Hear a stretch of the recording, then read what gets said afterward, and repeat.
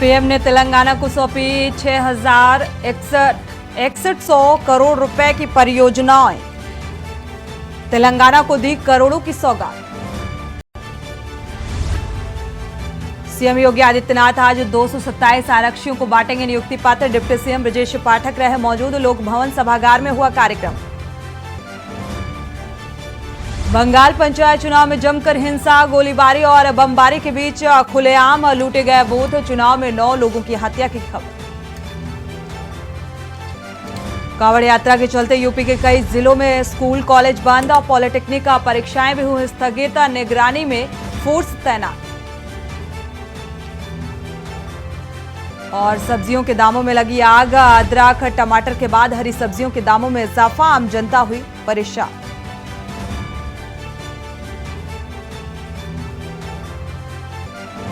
आज देश के कई राज्यों में भारी बारिश का अलर्ट। गंगा सहित सहायक नदियां उफान की ओर। कई घाटों का आपसी जनसंपर्क टूटने की कगार पर।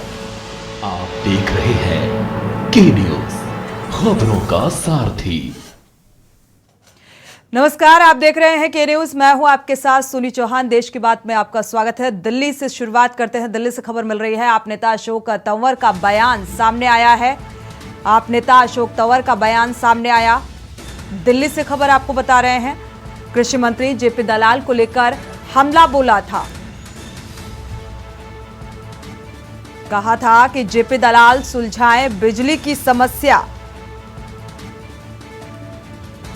हरियाणा की बिजली समस्या का समाधान केजरीवाल के पास। तो अशोक तंवर का बयान सामने आया। बिजली की समस्या को सुलझाने का बीजेपी सरकार की कोई नीयत नहीं। दिल्ली और पंजाब में बिजली रोज आती है मुफ्त। कृषि मंत्री जेपी दलाल पर आप नेता अशोक तंवर का बयान सामने आया है। आम आदमी पार्टी पर कृषि मंत्री जेपी दलाल ने हमला बोला था। जेपी दलाल में थोड़ी सी शर्म बाकी हो तो बिजली की समस्या को सुलझाए, अशोक तंवर ने यह अपने बयान में कहा है।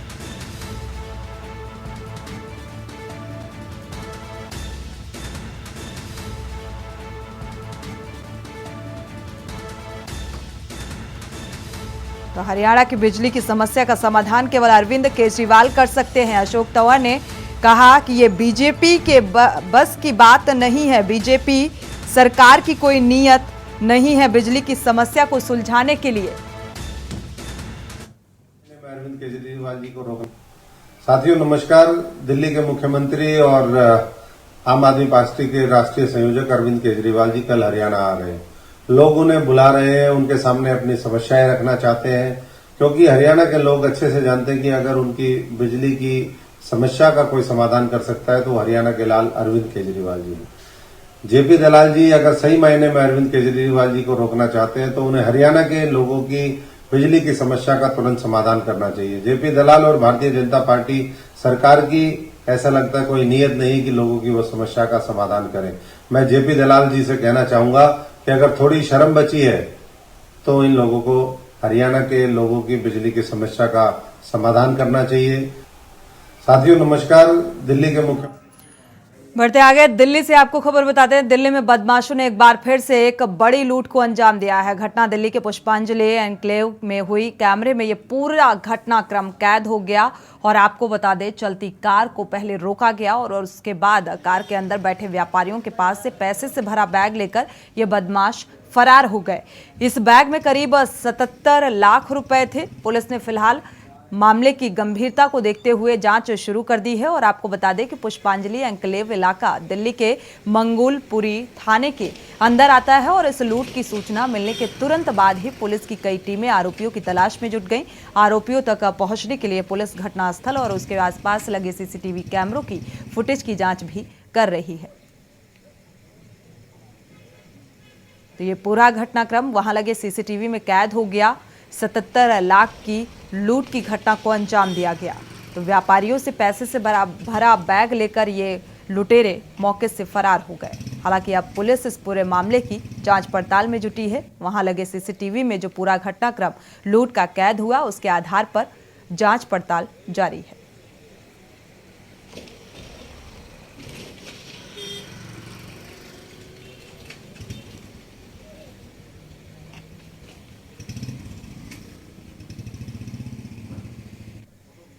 बदमाशों को कोई डर नहीं, कोई खौफ नहीं। सीसीटीवी लगे होने के बावजूद इतनी बड़ी लूट की वारदात को अंजाम देते हैं और मौके से रफू चक्कर हो जाते हैं।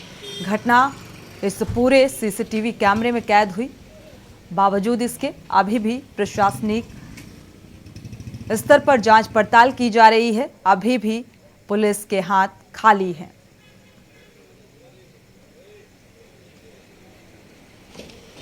व्यापारियों से पैसे से भरा बैग लेकर ये फरार हुए बदमाश।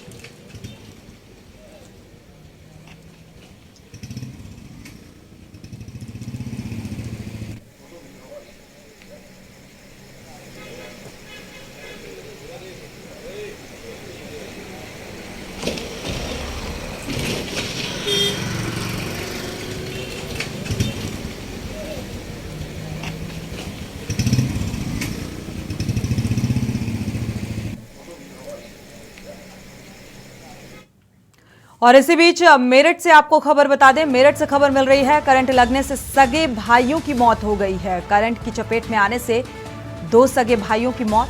कमरे में खेल रहे थे ये सगे भाई और करंट की जद में आ गए, जिसके चलते मौत हो गई। परिजनों का रो रो कर बुरा हाल है। मेरठ से आपको ये घटना बता रहे हैं। तो मुंडाली के अजराहा गांव की ये घटना। तो कमरे में गेम खेल रहे थे और करंट की जद में आ गए। दोनों भाइयों की मौत हो गई। करंट की जद में आने की वजह से परिजनों का रो रो कर बुरा हाल है। मुंडाली के अजराड़ा गांव का ये मामला बताया जा रहा है। मेरठ से खबर, पुलिस ने शवों को पोस्टमार्टम के लिए भेज दिया है।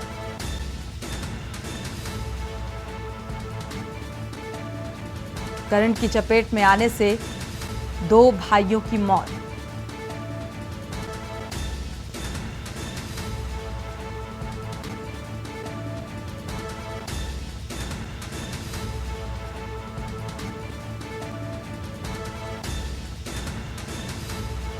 और इसी खबर पर संवाददाता ज्यादा जानकारी के लिए राजू शर्मा जुड़े हुए हैं। राजू, क्या जानकारी है इस संबंध में? हाँ बिल्कुल, देखिए मैं आपको बता दूं कि मेरठ के मुंडाली के अजराड़ा गांव में आज सुबह बिजली का करंट लगने से 2 मासूम बच्चों की मौत हो गई। बताया गया है कि दोनों बच्चे घर के एक कमरे में खेल रहे थे। इसी दौरान बिजली का तार नीचे गिर गया और एक बच्चे ने उसे पकड़ लिया तो उसको करंट लग गया। उसे बचाने के चक्कर में उसका दूसरा भाई जब पहुंचा वहां पर तो उसे भी बिजली ने पकड़ लिया और दोनों की तड़प तड़प कर मौत हो गई। पूरे गांव में इस घटना के बाद कोहराम मचा हुआ है। परिवार का रो रो कर राजू, क्या इस बात का अंदेशा नहीं था कि करंट लग सकता है, या फिर गेम में इतने मशगूल थे कि करंट की जद में आ गए और मौत हो जाती है इन दोनों सगे भाइयों की? हाँ बिल्कुल, देखिए सोनी, जो दोनों ही बच्चे बताए गए हैं वो एक 9 वर्षीय बताया गया है और एक 7 वर्षीय बताया गया है। बताया गया है कि दोनों ही बच्चे एक अलग कमरे में खेल रहे थे, जबकि परिजन अन्य दूसरे कमरे में मौजूद थे। उन्हें घटना होने के तकरीबन आधा घंटा बाद वारदात का पता चला, जिसके बाद पूरे परिवार में कोहराम मच गया। सूचना पर पुलिस पहुंची और दोनों के शवों को कब्जे में लेकर पोस्टमार्टम के लिए मोर्चरी भिजवा दिया गया। शुक्रिया इस तमाम जानकारी को साझा करने के लिए। 9 साल और 7 वर्ष के ये दोनों भाई थे जो अलग रूम में गेम खेलने में मशगूल थे और करंट की जद में आ जाते हैं और इन दोनों सगे भाइयों की मौत हो जाती है। परिजनों का रो रो कर बुरा हाल है। हालांकि शव को पोस्टमार्टम के लिए भेज दिया गया है। सिद्धार्थनगर से बड़ी खबर मिल रही है। बच्चों से भरी बस का स्टीयरिंग फेल हुआ। बच्चों से भरी अनियंत्रित बस खाई में जा गिरी। हादसे में बाल बच्चे, स्कूली बच्चे बच गए। डुमरियागंज के निशवा स्कूल की ये घटना बताई जा रही है। स्कूल बस स्कूल लाते समय राप्ती नदी पुल पर घटना का शिकार हुई। तो स्टीयरिंग फेल हो जाने की वजह से ये पूरा हादसा सामने आ रहा है। बस का स्टीयरिंग फेल हो गया, जिसमें स्कूली बच्चे भी सवार थे और एक बड़ा हादसा होते होते टला है, ये कहा जा सकता है, क्योंकि किसी के भी जख्मी होने की खबर या हताहत होने की खबर सामने नहीं आ रही है। जो बच्चे हैं, स्कूली बच्चे, वो सुरक्षित हैं। स्कूल ले जाते वक्त ये हादसा हुआ। तो गहरी खाई में ये बस जा गिरी, जिसके चलते एक बड़ा हादसा होते होते टला है।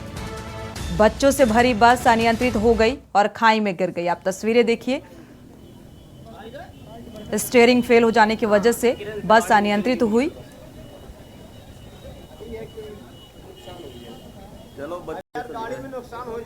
लेकिन एक बड़ा हादसा हो सकता था। लेकिन ये स्कूली बच्चे इस बस में सवार थे जो कि बाल बच्चे हैं, सुरक्षित उनको निकाल लिया गया है।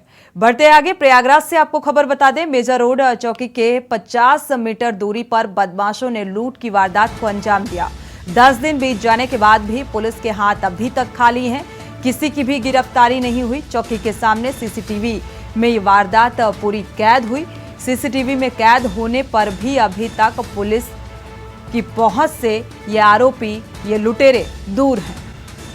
तो एक बड़ी चुनौती प्रशासनिक अमले के सामने, क्योंकि लगातार चोरी की घटनाएं सामने आ रही हैं और महज चौकी से 50 मीटर की दूरी पर जो लुटेरे, जो बदमाश होते हैं, वो घटना को अंजाम देकर मौके से फरार हो जाते हैं। और 10 दिन बीत गए लेकिन अभी तक पुलिस के हाथ खाली हैं। तो 20 मीटर दूरी पर सीसीटीवी कैमरा भी लगा है और यह पूरा घटनाक्रम उस सीसीटीवी में कैद हुआ।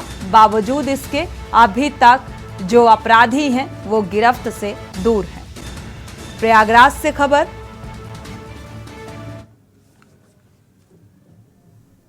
तो आप ये तस्वीरें, सीसीटीवी फुटेज है जो साफ नजर आ रहा है किस तरीके से अंजाम दिया जाता है। लूट की घटना को अंजाम देकर मौके से फरार हो गए और अभी तक 10 दिन बीत चुके हैं। बावजूद इसके जो ये लुटेरे या ये अपराधी कहें, आरोपी कहें, ये अभी भी पुलिस की गिरफ्त से दूर हैं।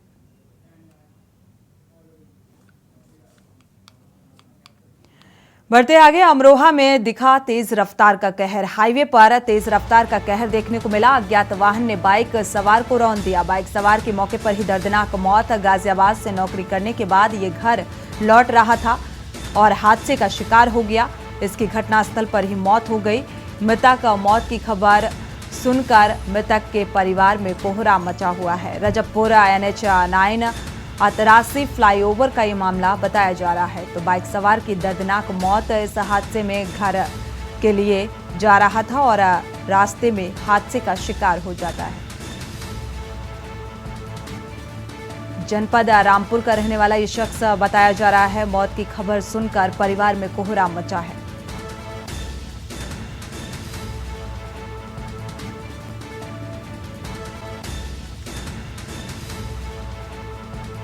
अमरोहा से खबर, एक बार फिर से तेज रफ्तार का कहर देखने को मिल रहा है। एक शख्स की इस हादसे में जान चली गई। रुख करते हैं अगली खबर का। जालौन से खबर मिल रही है। नशीली और बैन दवाओं के खिलाफ छापेमारी अभियान से हड़कंप मचा। लगातार मिल रही शिकायतों के बाद यह अभियान चलाया गया। संदिग्ध दवाओं के लिए सैंपल लिए गए। छापेमारी की सूचना पर शटर डाउन कर दुकानदार भाग खड़े हुए। तो इस छापेमारी से दुकानदारों में हड़कंप।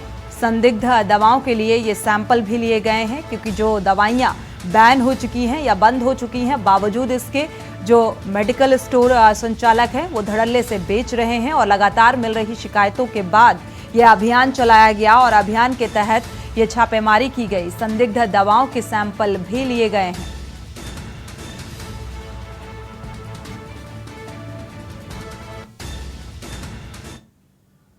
दिशा निर्देशानुसार हम लोगों को एक आदेश मिला हुआ है कि जो आयुर्वेदिक दवाएं हैं उसमें कुछ नशीली पदार्थ मिलकर बिक्री हो रही है जी। जैसे कि अफीम मिला करके जी। तो ऐसे स्थानों पर जैसे सरकार का मानना है कि पान की दुकान, गुमटी, परचूनी की दुकान और मेडिकल स्टोर में जी। इसी संबंध में हमने कुछ जगह छापेमारी की है, जिसमें कुछ सैंपल लिए जी और प्रयोगशाला के लिए लखनऊ भेजे जा रहे हैं और उसमें जो निकल के आएगा मैन्युफैक्चरिंग पे उस पर कार्रवाई जहाँ से हो रही है उस पर कार्रवाई।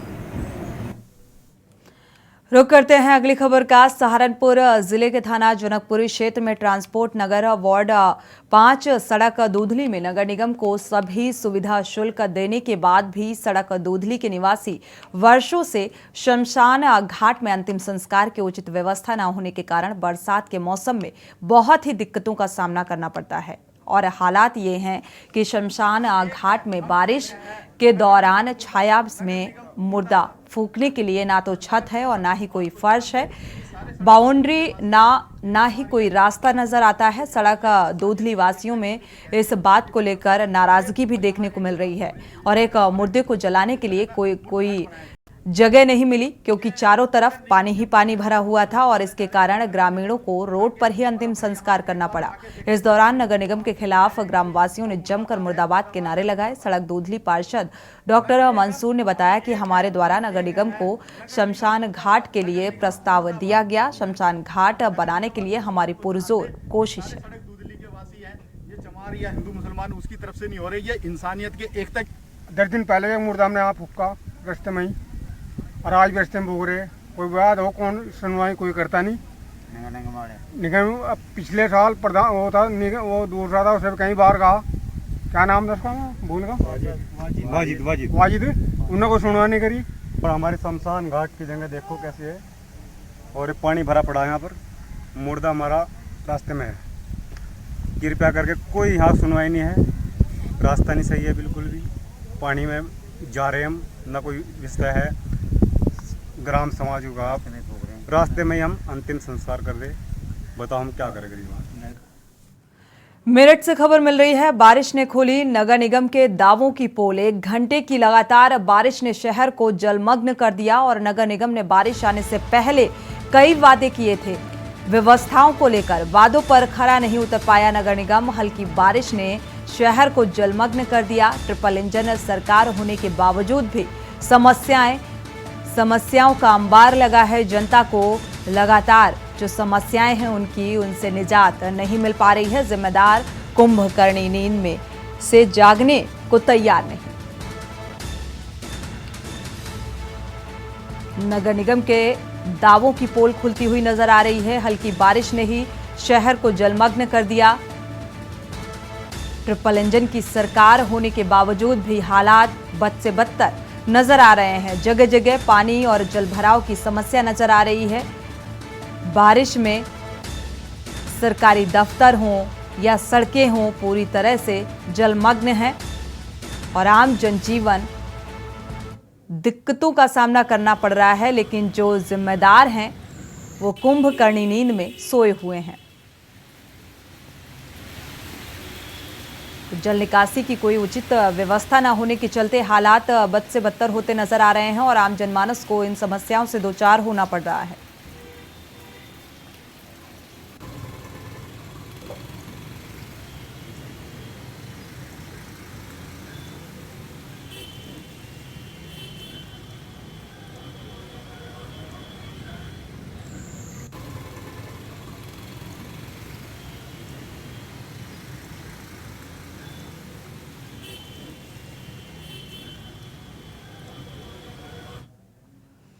और इसी बीच हरियाणा से आपको खबर बता दें, तंवर का बयान सामने आया है। हरियाणा से खबर, आप नेता अशोक तंवर का बयान सामने आया। तो बिजली समस्या को लेकर कृषि मंत्री जेपी दलाल को लेकर हमला बोला। जेपी दलाल अब सुलझाएंगे बिजली की समस्या, तंवर ने यह कहा है। तंवर का बयान निकलकर सामने आया है। हरियाणा की बिजली समस्या का समाधान सिर्फ केजरीवाल के पास है। कहा कि जेपी दलाल अब बिजली की समस्या को सुलझाएंगे। हरियाणा की बिजली समस्या का समाधान केजरीवाल के पास है। उन्होंने साफ तौर पर इस बात का जिक्र किया। उन्होंने कहा इस समस्या का समाधान सिर्फ आम आदमी पार्टी ही कर सकती है, बीजेपी के बस की बात नहीं है। दिल्ली और पंजाब में बिजली रोज आती है। आप नेता अशोक तंवर का बयान। दिल्ली के मुख्यमंत्री और आम आदमी पार्टी के राष्ट्रीय संयोजक अरविंद केजरीवाल जी कल हरियाणा आ रहे हैं। लोग उन्हें बुला रहे हैं, उनके सामने अपनी समस्याएं रखना चाहते हैं, क्योंकि हरियाणा के लोग अच्छे से जानते हैं कि अगर उनकी बिजली की समस्या का कोई समाधान कर सकता है तो हरियाणा के लाल अरविंद केजरीवाल जी हैं।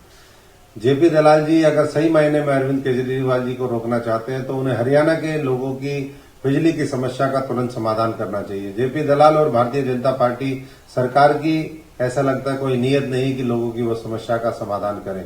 मैं जेपी दलाल जी से कहना चाहूंगा कि अगर थोड़ी शर्म बची है तो इन लोगों को हरियाणा के लोगों की बिजली की समस्या का समाधान करना चाहिए। रुक करते हैं अगली खबर का। गंगा नदी का जलस्तर बढ़ने से लगातार हो रहा कटान। कटरी धर्मपुर के ग्रामीण इस कटान से जूझ रहे हैं। जिंदगी और मौत से जिला प्रशासन मौन बना हुआ है। गंगा नदी में समाया कब्रिस्तान, सैकड़ों कब्रें और किसानों की हजारों बीघा जमीन गंगा नदी में समा चुकी है और उसके बाद भी जिला प्रशासन अभी तक नहीं चेता। जिला प्रशासन की लापरवाही से कटरी धर्मपुर गांव को कभी भी गंगा नदी नक्शे से खत्म कर सकती है। कटान की वजह से ग्रामीणों की नींद उड़ी हुई है। गंगा के कटान को रोकने के लिए प्रशासन की ओर से कोई भी व्यवस्था नहीं की गई और जो व्यवस्थाएं की भी गई वो धरी की धरी रह गई। जिस तरह गंगा कटान कर रही है उससे कटरी धर्मपुर का अस्तित्व खतरे में नजर आ रहे हैं और इस बार गंगा के कटान से कब्रिस्तान को जमींदोज कर दिया है। गांव वालों का कहना है कि कोई प्रशासनिक अधिकारी अभी तक जानकारी या जायजा लेने के लिए नहीं आए। दिक्कत ये गंगा का हमारा कटाव जो करीब गांव से आ चुका है, हमारे लोगों को कोई सुनवाई नहीं हो रही कि ये ठोकरें जो बन चुकी हैं ये पानी के अंदर आ चुकी हैं। इससे पहले जो हमारा प्रस्ताव जो चल रहा है मतलब ये आप सामने ही हैं जो कुछ भी हैं। जिला प्रशासन कोई सहयोग नहीं कर रहा है। कोई नहीं सहयोग कराया, जो करा है जो अंदर ही पड़ी हुई है पानी का। बीघे में था ये लमसम 18 बीघे में था। मौजूदा समय में कितना बचा हुआ है? मौजूदा ये समझ लो आधा बीघा बचा हुआ है। पूरी कब्रों से ही समा गया गंगा नदी। हाँ, कब्रें सब चली गई हैं, सिर्फ ये जो है थोड़े से पौधे बचे हुए। हमारे लोगों समस्या जे समझ ले, हमारे लोगों सब जो गाँव जो कटा जा रही है समझ ले उसमें लगी हुई है ठोकरों पर कुछ नहीं मालूम हो रहा। पानी अंदर चली गई सब। कितनी कब्रें थी वो बह गई हैं? कम से कम लमसम करीबन 200-300 कब्रें थी समझ लो। जिला प्रशासन कोई सहयोग नहीं किया इसमें? कोई नहीं किया समझ लो। बढ़ते आगे, अलीगढ़ के थाना सिविल लाइन क्षेत्र के एएमयू कैंपस के छात्रों ने स्वीडन सरकार के खिलाफ विरोध प्रदर्शन करते हुए कहा है कि स्वीडन में सन 2007 में कुरान जलाई और साथ ही हजरत मोहम्मद साहब के मान को ठेस पहुंचाने की कोशिश की गई थी और ये सब स्वीडन सरकार की शय पर किया जा रहा है। ऐसी सरकार का विरोध करते हुए एएमयू छात्रों ने भारत के प्रधानमंत्री नरेंद्र मोदी से अपील की है कि स्वीडन सरकार के खिलाफ सख्त कदम उठाएं। अलीगढ़ एएमयू छात्रों ने किया स्वीडन सरकार के खिलाफ विरोध प्रदर्शन, नाराजगी भी जताई। मान को ठेस पहुंचाने की कोशिश के कारण ये प्रदर्शन किया गया है। प्रधानमंत्री नरेंद्र मोदी से इस बात की अपील भी की गई।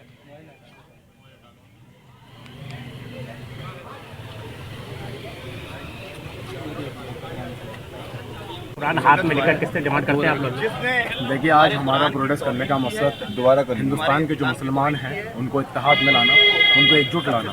क्योंकि आज कुरान शरीफ को स्वीडन के अंदर जिस तरह से जलाया गया, उसकी बेरुमती की गई, पैरों से रौंदा गया उसको, तो जाहिर सी बात है बहुत शर्म की बात है ये और निंदा करने वाली बात है।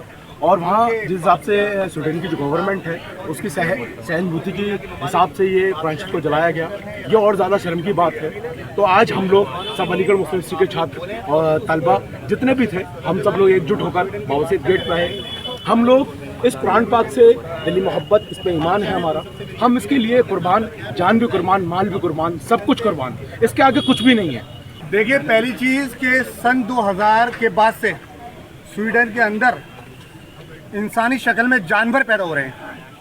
सन 2007 में नबी पाक सल्लल्लाहु अलैहि वसल्लम की तौहीन की गई, उनके कार्टून नाउज़ुबिल्लाह बनाए गए, वो भी स्वीडन के अंदर हुआ। सन 2023 में जनवरी में कुरान पाक को जलाया गया। अब फिर इसी मौजूदा बकरा ईद पे कुरान पाक को जलाने का काम इस जाहिल, इस जानवर ने किया, जो इंसानी शक्ल में स्वीडन के अंदर मुसल्लत हुआ है और ये वहाँ की सरकार की शय पर हुआ है।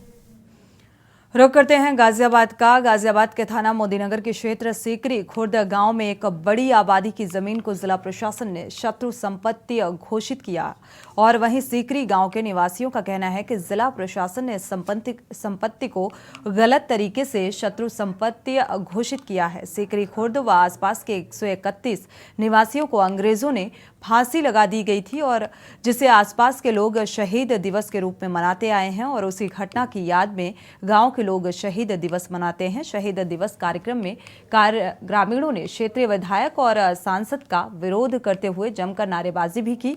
ग्रामीणों ने हाथों में काले झंडे लेकर बीजेपी नेताओं के गांव में प्रवेश को लेकर नारेबाजी की और वीडियो सोशल मीडिया पर वायरल कर दिया।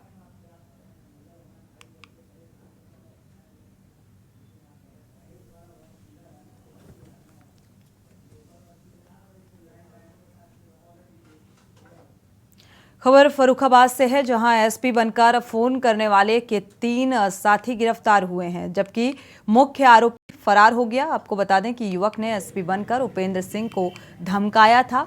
इसके बाद बातचीत का ऑडियो वायरल होने के बाद पुलिस ने मुकदमा दर्ज किया। पीड़ित ने घटना की जानकारी पुलिस को दी और ऑडियो वायरल होने के बाद पुलिस ने मुकदमा दर्ज कर लिया था। आपको बता दें कि आरोपी ने खुद को एसपी विकास कुमार बताकर पीड़ित को धमकाना शुरू किया था।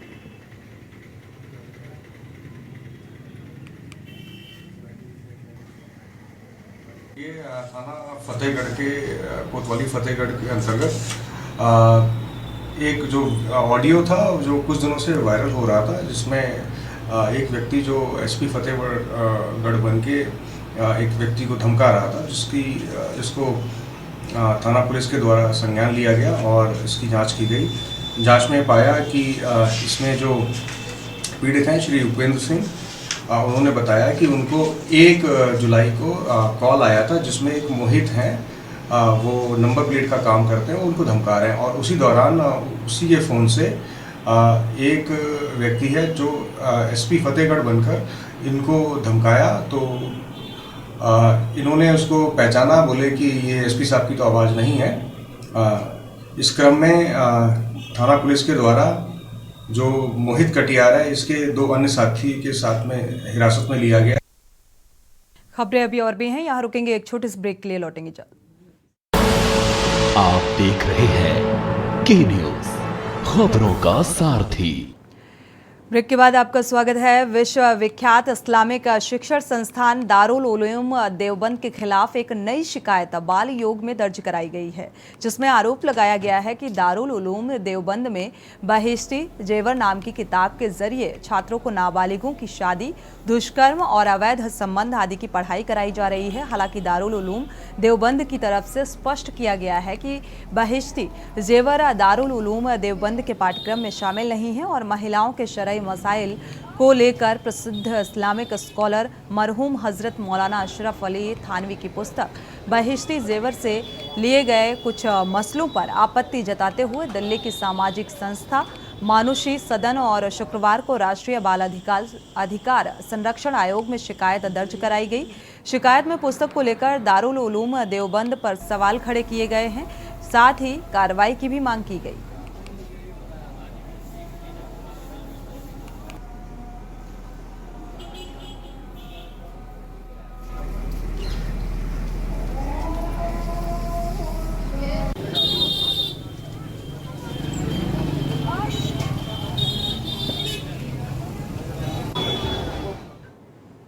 बढ़ते आगे, रायबरेली शहर के सत्यम हॉस्पिटल में बढ़ती गई इलाज में लापरवाही 2 माह के नवजात पर भारी पड़ गई। शुक्रवार को एम्स में बच्चे का ऑपरेशन करके उसके बाएं हाथ को काट दिया गया और बच्चे की हालत नाजुक होने पर उसे आईसीयू में भर्ती कराया गया, जहां मासूम जिंदगी और मौत की जंग लड़ रहा है।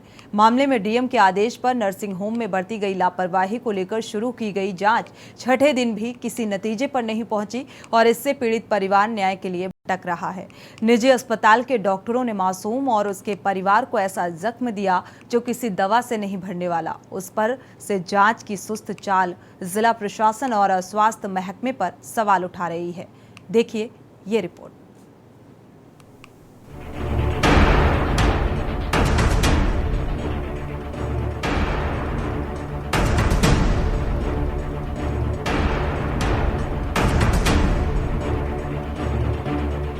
कहते हैं एक मासूम अपनी माँ के कलेजे का टुकड़ा होता है।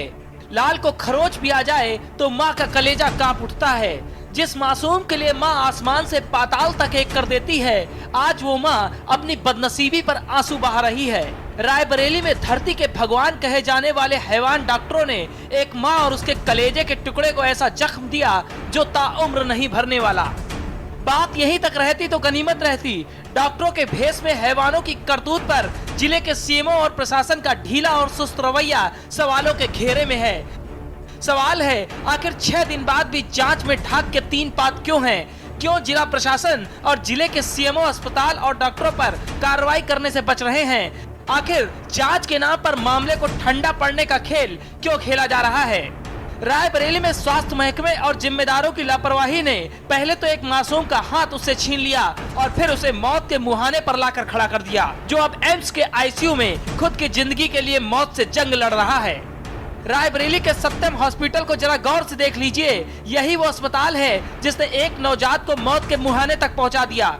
सत्यम हॉस्पिटल में बरती गई लापरवाही की कीमत 2 माह के नवजात को ताउम्र चुकानी होगी। दर्द इतना भी होता तो परिजन सह जाते। डीएम के आदेश पर नर्सिंग होम में बरती गई लापरवाही की जांच छठे दिन भी किसी नतीजे पर नहीं पहुंच सकी। अब पीड़ित परिवार न्याय के लिए भटक रहा है। जानकारी के मुताबिक लालगंज क्षेत्र के रानीपुर गांव निवासी सुरेंद्र शर्मा के 2 माह के बेटे राघव को बुखार हुआ था। परिजनों ने इलाज के लिए शहर के इंदिरा नगर स्थित सत्यम हॉस्पिटल में भर्ती कराया। डॉक्टरों ने निमोनिया की बात कहकर बच्चे का इलाज शुरू किया, लेकिन मासूम के हाथ में वीगो लगाने में बरती गई लापरवाही के चलते नवजात का हाथ सड़ गया। बच्चे को जो है बुखार आ रहा था, तो उसको मैंने सत्यम हॉस्पिटल में 13 जून को जो है एडमिट कराया और वो उन्होंने जो है गलत जगह वीगो लगाने की वजह से इन्फेक्शन फैल गया उसमें। और उसके बाद जो है हम उनको बोले भी जो है इसमें ये क्या हो रहा है, तो जो बोल रहे हैं नहीं ये सही हो जाएगा, कोई दिक्कत नहीं। उसके बाद मुझे लगा कि अभी यहाँ पे नहीं सही होगा, तो मैं अपनी तरफ से जो है निकाल के जो है एम्स में लेके गए। एम्स में बताया कि जो है अभी हाथ काटना पड़ेगा।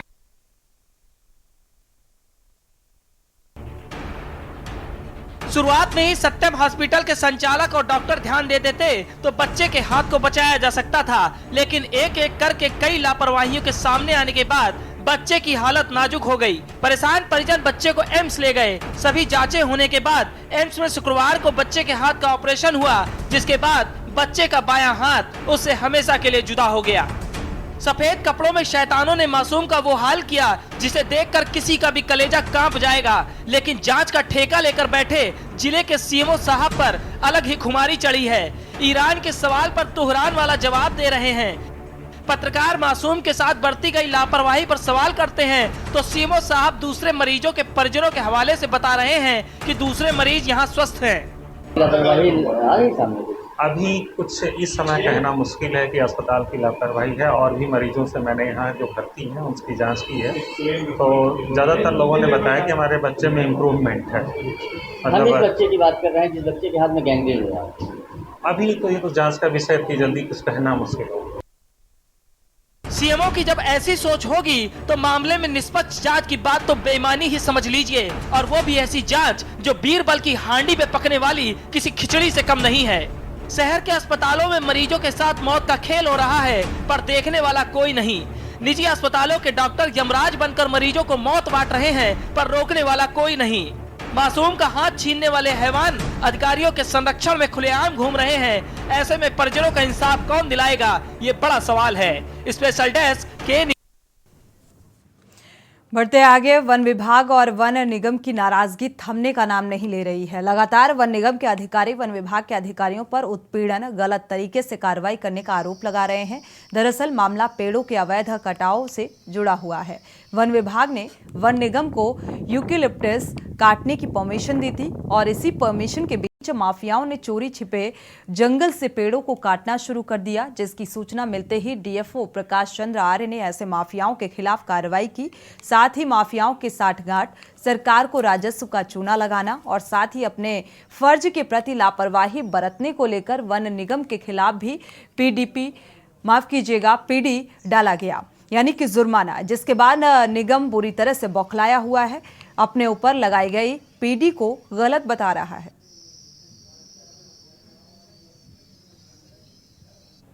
ये तो अब उनका वर्जन है कि वो कह रहे हैं कि मनोबल तोड़ना, अगर उनको माल चोरी हुआ वन निगम की लॉट से या वन निगम की लॉट के अगल बगल में अगर पातन हुआ है तो वो उनकी जिम्मेदारी है। वो जो वन निगम संहिता है उसमें स्पष्ट रूप से लिखा है कि वन निगम अगर जिस लॉट में वन निगम काम कर रहा है उसके चारों तरफ अगर कहीं पर अवैध पातन पाया जाता तो उसकी जिम्मेदारी वन निगम की होगी। उसी संहिता के आधार पर इनके ऊपर पीढ़ी डाली गई है। इसमें कोई अलग से कोई ऐसा नहीं है कि उनको जबरदस्ती परेशान करने की नीयत से या किसी अन्य कारण की वजह से हमने उनको पीडी उनके ऊपर पड़ी आरोपित की गई है। पीडी नियमानुसार ही पीडी पड़ी है और उसमें कोई अन्य कोई कारण नहीं है। अब ये तो उनकी अपनी समझ है, इसमें मैं कुछ नहीं कह सकता, क्योंकि पीडी ऐसा कभी होता नहीं है कि एक ही पीडी पड़े या साल में एक ही पीडी पड़े, ऐसा कोई नियम नहीं है। जितनी बार गलती करेंगे, ये लॉटों में जितनी बार ये गलती करेंगे उतनी बार पीडी पड़ेगी। रुक करते हैं अगली खबर का। कड़ी सुरक्षा के बीच सड़क मार्ग से मुख्यमंत्री नीतीश कुमार अंतर्राष्ट्रीय पर्यटक स्थल राजगीर पहुंचे और जहां उन्होंने 18 जुलाई से शुरू होने वाले मलमास मेला की तैयारियों का जायजा लिया। मुख्यमंत्री नीतीश कुमार सबसे पहले राजगीर कुंड पहुंचे, जहां उन्होंने ब्रह्मकुंड, सरस्वती नदी का निरीक्षण किया और ई रिक्शा कई इस बीच दिशा निर्देश भी दिए। मुख्यमंत्री नीतीश कुमार ने ब्रह्मकुंड के चारों तरफ घूम घूम कर पदाधिकारियों के साथ औचक निरीक्षण किया। इस दौरान मुख्यमंत्री नीतीश कुमार ने मलमास मेला को लेकर स्वच्छता अभियान और साथ ही मेले में आने वाले श्रद्धालुओं के लिए पेय गंगा जल का उद्घाटन किया। आपको बता दें कि मुख्यमंत्री को लेकर अंतर्राष्ट्रीय कन्वेंशन सेंटर में मलमास मेला की तैयारियों को लेकर पदाधिकारियों के साथ समीक्षा की गई। इस दौरान मंत्री विजय चौधरी, सांसद कौशलेंद्र कुमार, प्रमंडलीय आयुक्त कुमार रवि नालंदा, डीएम और डीएम एसपी नालंदा इस बीच मौजूद रहे।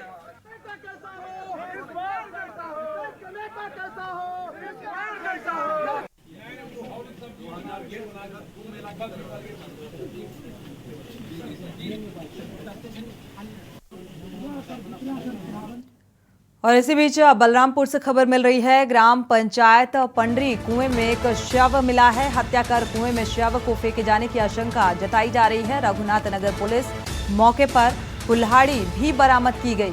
पुलिस को एक कुल्हाड़ी भी मिली है। रघुनाथ नगर थाना अंतर्गत ग्राम पंचायत पंडरी का ये मामला बताया जा रहा है। हत्या की आशंका जताई जा रही है।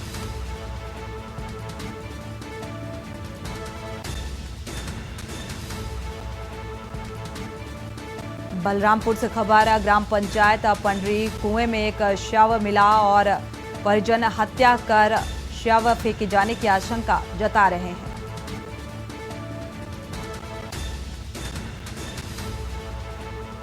कुएं के पास से कुल्हाड़ी भी बरामद की गई। हालांकि इस मामले की जांच पड़ताल में पुलिस जुटी हुई है।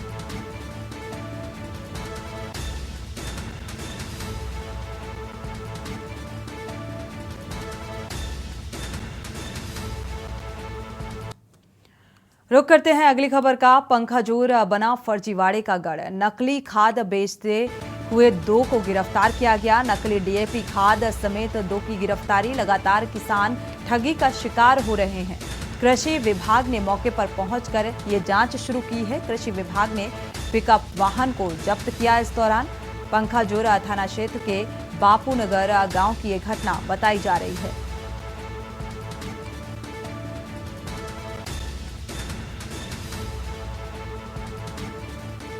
डीएपी खाद में धांधली। कृषि विभाग ने मौके पर पहुंचकर जांच शुरू की और इस बीच गिरफ्तारी भी की गई है, क्योंकि लगातार जो किसान हैं वो ठगी का शिकार हो रहे थे। पंखाजूर थाना क्षेत्र का ये मामला बताया जा रहा है।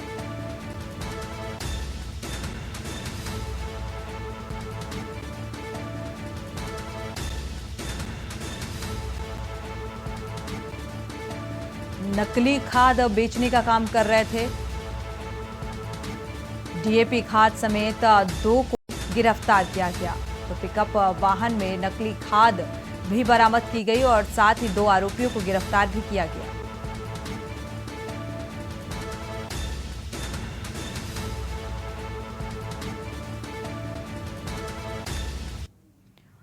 रुक करते हैं अगली खबर का। पंखाजूर से खबर मिल रही है। परलकोट क्षेत्र में हाथी ने तांडव मचाया। 7 दिनों से रिहायशी इलाकों में घूम रहा था ये जंगली हाथी ने कई किसानों के घर भी तोड़े, फसलों को भी नुकसान पहुंचाया और एक किसान के पैरों से कुचलकर जान भी चली गई। घटनास्थल की वन विभाग का नर्सरी वन विभाग है और कार्यप्रणाली पर भी यहां पर सवालिया निशान लग रहा है कि यहां पर वन विभाग की मौजूदगी के बावजूद भी इसको पकड़ने की कोई कवायद नहीं की जा रही है। तो एक बड़ी लापरवाही, क्योंकि वन विभाग की नर्सरी भी है यहाँ पर, बावजूद इसे अनदेखा किया जा रहा है।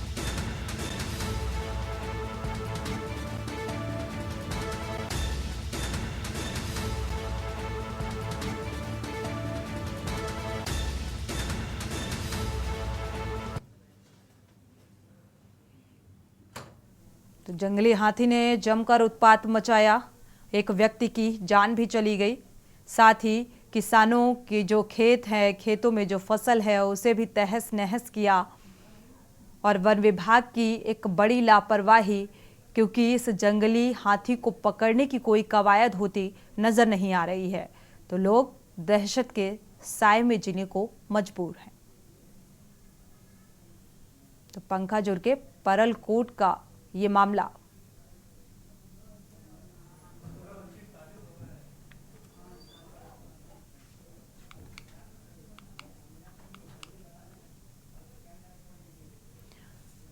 रुक करते हैं अगली खबर का। राहुल गांधी की याचिका खारिज होने के बाद प्रदेश के खाद्य मंत्री अमरजीत भगत ने अंबिकापुर के घड़ी चौक में विरोध प्रदर्शन किया है। इस दौरान कांग्रेस के पदाधिकारी और एक कार्यकर्ता भी इसमें शामिल रहे। उधर प्रदेश के खाद्य मंत्री ने प्रधानमंत्री पर निशाना साधते हुए कहा है कि भारत देश में राहुल गांधी के खिलाफ मोदी सरकार ने उनकी सदस्यता खत्म कर दी। इनके ऊपर जो केस लगाया वो लगातार उनके खिलाफ कानूनी दांवपेच किए जा रहे हैं और उनको 2024 में लोकसभा चुनाव ना लड़ पाए, इसके लिए षड्यंत्र किया जा रहा है और इसके विरोध में यहाँ पर हम बैठे हुए हैं, प्रदर्शन कर रहे हैं। दूसरा, मणिपुर में आज आग लगा हुआ है, वहाँ पर अशांति फैला हुआ है। आप मणिपुर ना जा कर के इधर उधर केवल राजनीति कर रहे हैं, राजनीतिक भाषण दे रहे हैं। आपकी जनता वहाँ पर त्राहिमाम कर रही है और शरणार्थियों के जैसा जो है वो कैंप में जीवन गुजार रही है। ऐसे में आपका क्या अधिकार बनता है कि आप दूसरे प्रदेश का दौरा करें? आपका नैतिक कर्तव्य बनता है कि आप मणिपुर जाएं, वहाँ की जनता को शांति के लिए अपील करें। बढ़ते आगे, दुमका जिला के बासुकीनाथ धाम स्थित मेले के बीचों बीच कई वर्ष पुराना धर्मशाला जर्जर अवस्था में है, संचालित हो रहा है। और आपको बता दें कि वर्ष 2016 में जिला प्रशासन का आदेश निकला था कि जिसमें इमारत के जर्जर होने की बात सामने आई थी। इस कारण से अग्रवाल धर्मशाला को बंद करने की बात लिखी गई थी और आदेश के 2 वर्ष बाद भी जिला प्रशासन भवन निर्माण विभाग से वास्तु स्थिति का जांच कराया तो पाया गया कि प्लास्टर झड़ रहा है। लेकिन वर्ष 2023 का श्रावणी मेला संचालित हो रहा है, ऐसे में धर्मशाला किसी कारण से गिर जाए तो कभी भी दुर्घटना हो सकती है, जिसको लेकर एसडीएम ने बताया कि ऐसे धर्मशाला पर जिला प्रशासन की नजर है, बहुत जल्द धर्मशाला को सील किया जाएगा।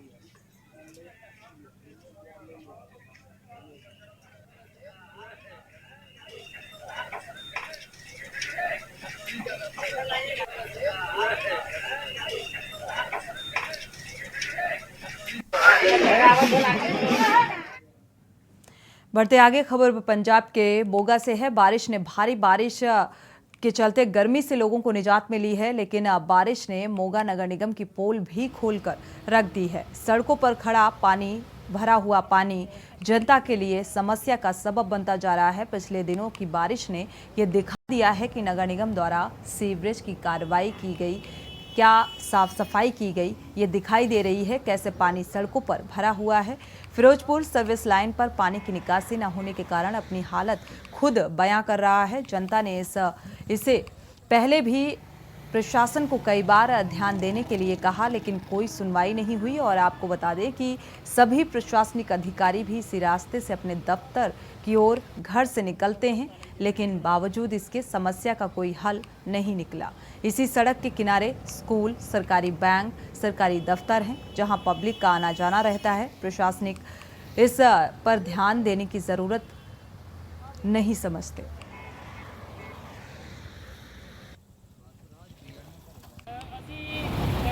ਭਾਰਤੀ ਕਿਸਾਨ ਯੂਨੀਅਨ ਪੰਜਾਬ ਵੱਲੋਂ ਪਹਿਲਾਂ ਵੀ ਪੰਜਾਬ ਸਰਕਾਰ ਤੋਂ ਮੰਗ ਕੀਤੀ ਸੀ। ਪਿਛਲੇ ਦਿਨੀ ਵੀ ਇੱਕ ਵੀਡੀਓ ਜਿਹੜੀ ਵਾਇਰਲ ਹੋਈ ਸੀ ਮੋਗਾ ਦੇ ਵਿੱਚ, ਜਦੋਂ ਮਾੜਾ ਜੀ ਬਾਰਿਸ਼ ਹੋ ਜਾਂਦੀ, ਕਿਤੇ 15 ਮਿੰਟ ਵੀ ਬਾਰਿਸ਼ ਹੋ ਜੇ, ਮੋਗੇ ਦਾ ਬੱਸ ਸਟੈਂਡ ਡੁੱਬ ਜਾਂਦਾ। ਇਸ ਟਾਈਮ ਅਸੀਂ ਗੋਮਤੀ ਥਾਪਰ ਜੀ ਦੇ ਹਸਪਤਾਲ ਦੇ ਬਾਹਰ ਖੜੇ ਆ, ਜਿਹੜੇ ਮੰਤਰੀ ਵੀ ਰਹਿ ਚੁੱਕੇ ਨੇ ਔਰ ਆਪ ਸਰਕਾਰ ਹੁਣ ਮੌਜੂਦਾ ਜਿਹੜੇ ਕਹਿੰਦੇ ਸੀ ਕਿ ਅਸੀਂ ਵਿਕਾਸ ਕਰਾਂਗੇ, ਉਹਨਾਂ ਦਾ ਵਿਕਾਸ ਆ ਜਿਹੜਾ ਇਸ ਟਾਈਮ ਦਿਖ ਰਿਹਾ। ਕਿਉਂਕਿ ਮੋਗਾ ਦੇ ਮੇਅਰ ਨੂੰ ਲੈ ਕੇ ਵੱਡੀ ਪੱਧਰ ਤੇ ਜਦੋਜਹਿਦ ਹੋ ਰਹੀ ਹੈ ਕਿ ਆਪ ਵਾਲਿਆਂ ਨੇ ਆਪਦਾ ਜ਼ੋਰ ਲਾ ਕੇ ਮਿਹਰ ਬਣਾਇਆ। ਅੱਜ ਜੀ ਆਪਾਂ ਨੈਸਲੇ ਦੇ ਨਿਗਰ ਖੜੇ ਆ ਮੈਡਮ ਮਾਲਤੀ ਦੇ ਘਰ ਦੇ ਬਿਲਕੁਲ ਸਾਹਮਣੇ। ਉਹਨਾਂ ਦੇ 400-500 ਫੁੱਟ ਦੇ ਕਰੀਬ ਹੋਣਾ ਵਾ ਕਿ ਲੱਖ ਜਿੰਨਾ ਪਾਣੀ ਖੜਦਾ ਜੀ ਇੱਥੇ। ਨਾਲੇ ਮੈਡਮ ਦੇ ਉਹਨਾਂ ਦੇ 2 ਹਸਪੀਟਲ ਆ ਬਹੁਤ ਤਕੜੇ, ਬਹੁਤ ਮੰਤਰੀ ਰਹੇ ਆ ਤੇ ਸਾਡੇ ਸ਼ਹਿਰ ਦਾ ਜਿੰਨਾ ਸਾਰਾ ਅਫਸਰਸ਼ਾਹੀ ਇੱਥੇ ਬਹਿੰਦੀ ਆ। ਜਿਹੜੇ ਸਾਡੇ ਸੈਕਟਰੀਏਟ ਆ ਸੁਬਾਹ ਸ਼ਾਮ ਇੱਥੋਂ ਦੀ ਲੰਘ ਕੇ ਜਾਂਦੇ ਆ। ਕਿਸੇ ਦਾ ਧਿਆਨ ਨਹੀਂ ਗਾ ਸ਼ਹਿਰ ਦੀ ਡਿਵੈਲਪਮੈਂਟ ਵੱਲ। ਇੱਕ ਮੈਂ ਹੋਰ ਗੱਲ ਕਰਨੀ ਚਾਹੂੰਗਾ, ਮੇਅਰ ਬਣਾਉਣ ਤੇ ਲਾਉਣ 'ਚ ਹੀ ਲੱਗੇ ਹੋਏ ਆ ਵੀ ਮੇਅਰ ਫਲਾਨਾ ਲਾ ਲਿਆ, ਫਲਾਨੀ ਪਾਰਟੀ ਦਾ ਆਪਦੀ ਦਾ ਬਣਾ ਲਿਆ ਧੱਕੇ ਨਾਲ, ਤੇ ਫਿਰ शहर वाले पासे किसी का ध्यान। बढ़ते आगे रुक करते हैं अगली खबर का। मोगा के बरनाला रोड पर गांव बुट्टूर से मादकों के सड़क किनारे एक लड़की की लाश मिलने से मामला सामने आया। मौके पर पहुंचे डीएसपी आतिश भाटिया ने बताया कि मृतक लड़की की पहचान जसविंदर कौर के तौर पर हुई है और उसकी उम्र करीब 20 या 21 साल बताई जा रही है। लड़की के परिवार वालों को भी बुला लिया गया है। मृतका की मां ने बताया कि उनकी बेटी का 1 महीने पहले ही तलाक हुआ था और वो मायके घर पर रह रही थी, दिमागी परेशान थी, कई बार घर से पहले भी भागने की कोशिश की। डीएसपी भाटिया ने बताया कि जांच में लग रहा है कि किसी अज्ञात वाहन की चपेट में आने से इसकी मौत हुई है। ਜਸਵਿੰਦਰ ਕੌਰ ਦੀ ਡੈੱਡ ਬੋਡੀ ਮਿਲੀ ਸੀਗੀ, 20 ਸਾਲ ਦੀ ਕੁੜੀ ਹੈਗੀ ਹੈ। ਇੱਥੋਂ ਸਾਨੂੰ ਪੁਲਿਸ ਨੂੰ ਇਨਫੋਰਮੇਸ਼ਨ ਆਈ ਸੀਗੀ ਕਿ ਕੁੜੀ ਦੀ ਡੈੱਡ ਬੋਡੀ ਇੱਥੇ ਪਈ ਹੈ। ਮੌਕੇ ਤੇ ਆ ਕੇ ਪਤਾ ਚੱਲਿਆ ਕਿ ਕੁੜੀ ਦੇ ਹੱਥ ਬੰਨੇ ਹੋਏ ਸੀਗੇ, ਪਰ ਜਿੱਦਾਂ ਹੀ ਕੁੜੀ ਦੀ ਮਾਤਾ ਨੂੰ ਬੁਲਾਇਆ ਗਿਆ ਤਾਂ ਪਤਾ ਚੱਲਿਆ ਕਿ ਕੁੜੀ ਥੋੜੀ ਦਿਮਾਗੀ ਤੌਰ ਤੇ ਠੀਕ ਨਹੀਂ ਚੱਲ ਰਹੀ ਸੀਗੀ। ਉਹ ਆਪਣੀ ਮਾਤਾ ਨਾਲ ਲੜ ਕੇ ਘਰੋਂ ਭੱਜਣ ਦੀ ਕੋਸ਼ਿਸ਼ ਕਰਦੀ ਸੀਗੀ। ਮਾਤਾ ਨੇ ਉਸ ਚੱਕਰ 'ਚ ਉਹਦੇ ਹੱਥ ਬੰਨ੍ਹ ਕੇ ਉਹਨੂੰ ਬਿਠਾਉਣ ਦੀ ਕੋਸ਼ਿਸ਼ ਕੀਤੀ ਸੀਗੀ ਕਿ ਉਹ ਘਰੇ ਰੁਕ ਜੇ, ਪਰ ਉਹ ਘਰੇ ਰੁਕੀ ਨਹੀਂ, ਘਰੋਂ ਭੱਜ ਕੇ ਇੱਥੇ ਆ ਗਈ। ਤੇ ਮੁੱਢਲੇ ਤੌਰ ਤੇ ਤਾਂ ਇਹੀ ਲੱਗ ਰਿਹਾ ਵਾ ਕਿ ਕੁੜੀ ਦੀ ਕਿਸੇ ਵਹੀਕਲ ਦੇ ਨਾਲ टकरा के डेथ हो गई है। आज कबड्डी जगत को नेशनल और इंटरनेशनल कबड्डी खिलाड़ी जगदीप वैली की एक सड़क हादसे में मौत हो गई है। जगदीप वैली बीती रात अपने चचेरे भाई के साथ मोटरसाइकिल से जिम से वापस घर जा रहे थे, तभी कोटकपुरा बाईपास पर उनके मोटरसाइकिल की एक अज्ञात बुलेरो गाड़ी के साथ टक्कर हो गई। कबड्डी खिलाड़ी जगदीप की मौके पर ही मौत हो गई। उनका भाई गंभीर रूप से जख्मी हो गया।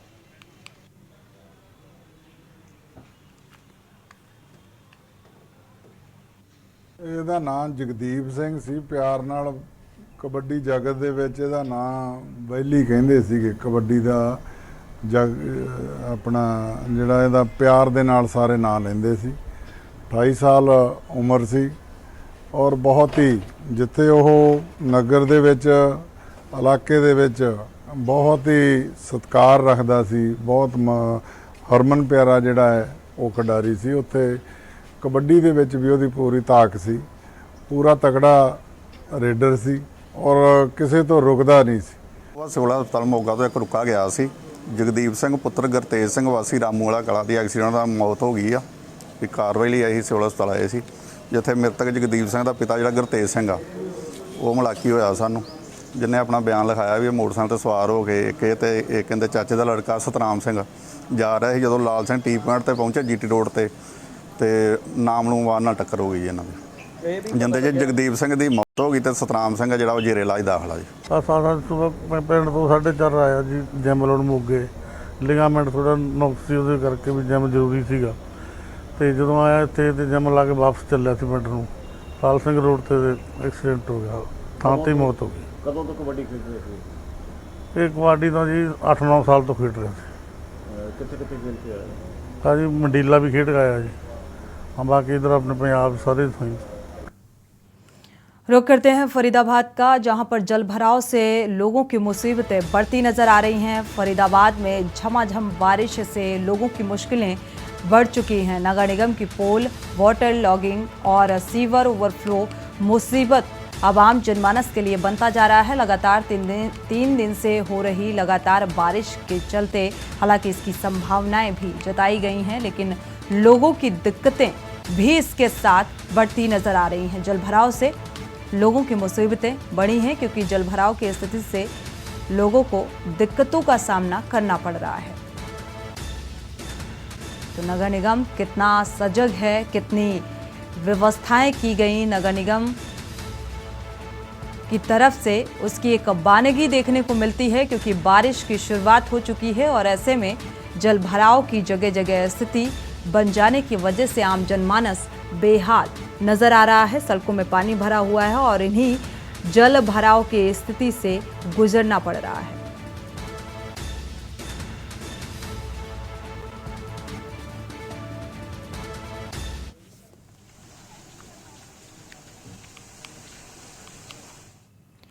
मुख्यमंत्री के पूर्व मीडिया सलाहकार राजीव जैन ने रेलवे अधिकारियों से बात कर फ्लाईओवर को छोटे वाहनों के लिए खुलवा दिया है। बता दें कि हरियाणा के मुख्यमंत्री के पूर्व मीडिया सलाहकार राजीव जैन ने बताया कि फ्लाईओवर का एक हिस्सा बना होने से आम जनता को काफी परेशानियों का सामना करना पड़ रहा है, जिसको देखते हुए आज रेलवे के अधिकारियों से बात करके इसको आम जनता के लिए खुलवा दिया गया।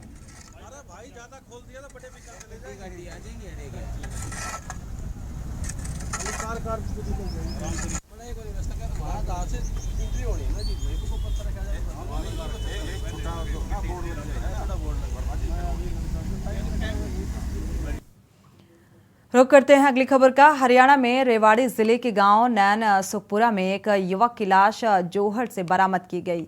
मरने वाला युवक राजस्थान में अलवर जिले का रहने वाला बताया जा रहा था और 4 दिन पहले कोचिंग जाने के बाद वापस घर नहीं पहुंचा और शनिवार को 50 किलोमीटर दूर उसकी लाश जोहड़ से बरामद की गई। हालांकि अभी ये साफ नहीं हो पाया है कि आखिर युवक मैन सुखपुरा तक कैसे पहुंचा। जाटूसाना थाना पुलिस पूरे मामले की जांच में जुटी है।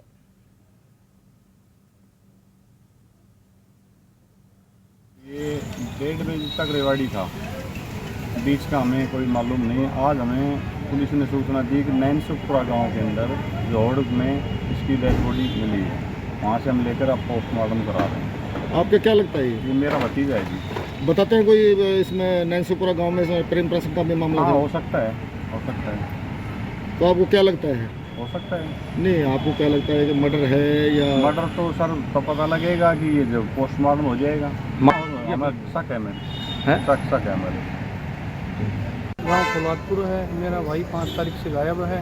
सुबह 9:15 कोचिंग पे निकला था। शाजापुर नज़दीक गांव पड़ता है, 2 किलोमीटर, वहां से गायब हो गया। उसके बाद रेवाड़ी देखा गया है, उसके बाद से हमें नहीं मिल रहा है। बाकी पुलिस जाने और आपका। अब डेड बॉडी जो मिली है कौन से गाँव में, कब मिली है?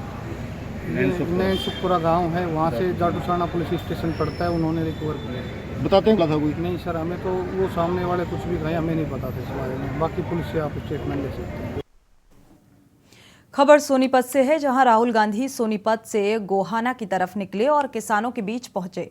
किसान अपने धान की खेती लगा रहे थे। उसी बीच राहुल गांधी अपने जूते निकालकर किसानों के खेतों में उनके साथ धान की फसल लगवाने के लिए रुपाई के लिए पहुंच गए। उनको देखकर किसानों की भीड़ इकट्ठी हो गई और इसी बीच राहुल गांधी किसानों से बात करते हुए भी नजर आए।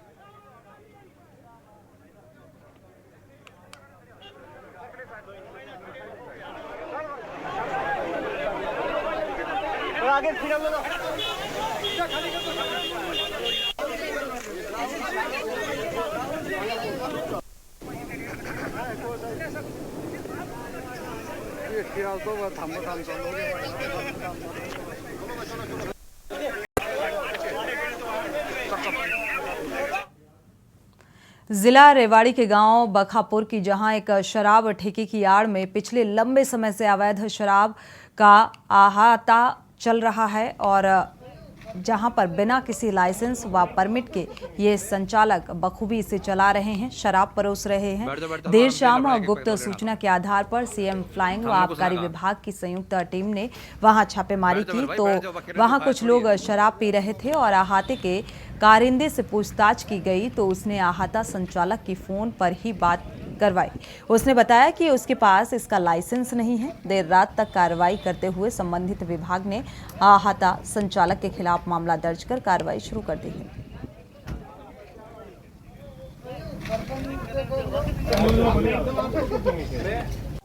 मुख्यमंत्री उड़नदस्ता रेवाड़ी की टीम के द्वारा एक गुप्त सूचना के आधार पर आज गढ़ी बोलनी चौक के पास बखापुर की सीमा में डिस्कवरी वाइन करके जो ठेका है उसके बगल में जो एक आता था, वहाँ पे जब आबकारी विभाग और स्थानीय पुलिस के द्वारा जब रेड की गई तो वहाँ पे कुछ लोगों को दारू पीते हुए पाया गया। जो वहाँ पे अटेंडेंट था उसने बताया कि मालिक यहाँ पे है नहीं, जिससे लाइसेंस पूछा गया तो उसके पास कोई लाइसेंस था नहीं। इसके आधार पर जो संबंधित विभाग है, आबकारी विभाग के अधिकारियों द्वारा जो संबंधित थाने में नियमानुसार कार्रवाई के लिए लिख के दिया गया है तथा कार्रवाई की जा रही है। इसी के साथ बुलेटिन में फिलहाल बस इतना ही। आगे खबरों के लिए आप देखते रहिए के न्यूज़ इंडिया। आप देख रहे हैं के न्यूज़, खबरों का सारथी।